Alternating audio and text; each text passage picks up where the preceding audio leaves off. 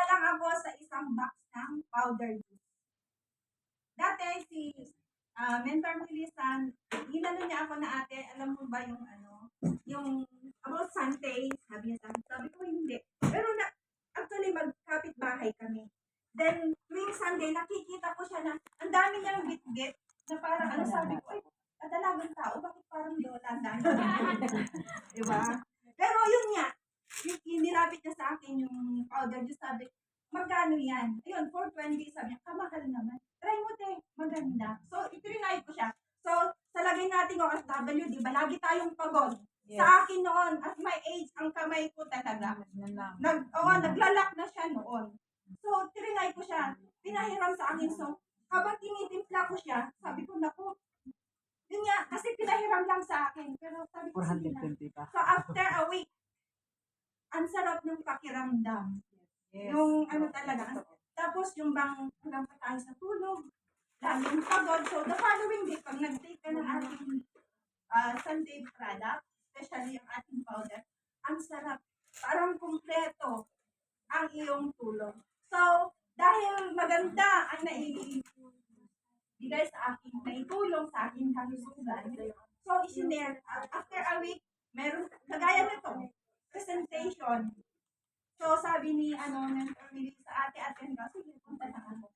So, hanggang day, ang gusto ko lang sa anong package is yung starter. Kasi gusto ko lang siyang maka-discount. Pero nung napaliwanagan ako, dun sa builder, sabi ko, hindi naman ako talo kasi may product na. So, yun ang sabi ko, wala akong pera. Pero actually, pinipigil ko lang siya. Meron, pero pinipigil ko ba? Na ayaw ko talagang magbitaw yung 3,000 something. Pero, ayun, kumuha ako. And then later on, pag may ganitong mga nag-a-attend, paunti-unti. Kasi, pag una ka lang makinig sa ganitong presentation, hindi lahat ma-absorb mo kung paano siya gagawin.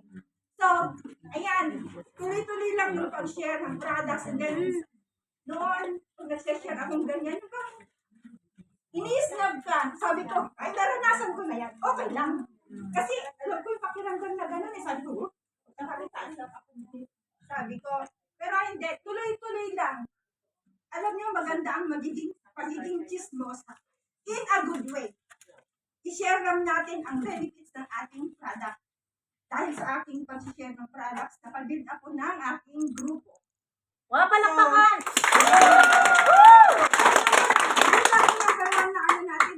Yung benefits ng ating products, yun nga sinasabi, if the product is effective, business will follow. Yes! So, tuloy-tuloy lang ginagawa hanggang sa nag-elaborate. Habang dumadami ang iyong grupo, tumataas din ang iyong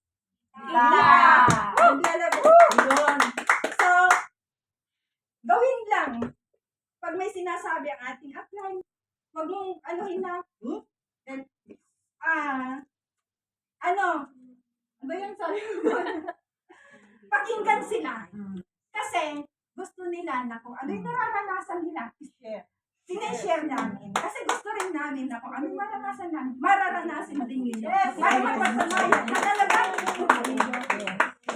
So, yun nga, tuloy-tuloy lang ang pag-share and then try ko na rin yung nagkaroon ng free gadget and then sa totoo lang, yung kita na yung builder bonus every month, tapayog balahibo, mas mataas pa minsan sa sahod natin. Yes, ako!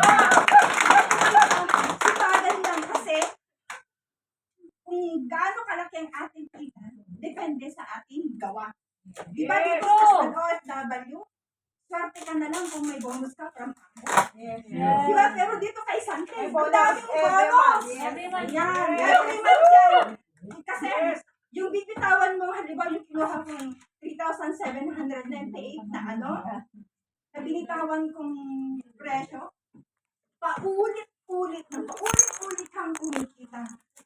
Hanggang sa, hindi lang yun ang mo, hindi lang yung sa kita